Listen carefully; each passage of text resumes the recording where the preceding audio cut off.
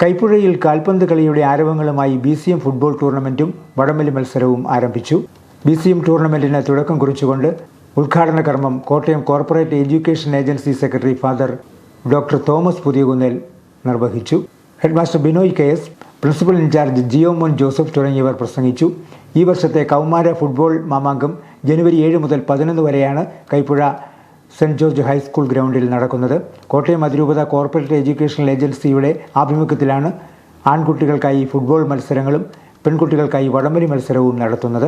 വടംവലി മത്സരം ജനുവരി 10 രാവിലെ 9 മുതൽ ആരംഭിക്കും. കോട്ടയം അതിരൂപത മാനേജ്മെൻറ്റിൻ്റെ കീഴിൽ കോട്ടയം, ഇടുക്കി, കണ്ണൂർ, എറണാകുളം ജില്ലകളിൽ നിന്നായി 13 ഹൈസ്കൂളുകളും 8 ഹയർ സെക്കൻഡറി സ്കൂളുകളും മത്സരങ്ങളിൽ പങ്കെടുക്കും. Kaipuzha saint George vocational higher secondary ശതാബ്ദി സമാപന സമ്മേളനത്തിന് മുന്നോടിയായാണ് ഈ വർഷം ടൂർണമെൻറ്റ് നടക്കുന്നത്. SH മൗണ്ട് ഹയർ സെക്കൻഡറി സ്കൂളും സെൻറ്റ് തോമസ് ഹൈസ്കൂൾ ചിങ്ങവനവും തമ്മിലായിരുന്നു ആദ്യ മത്സരം.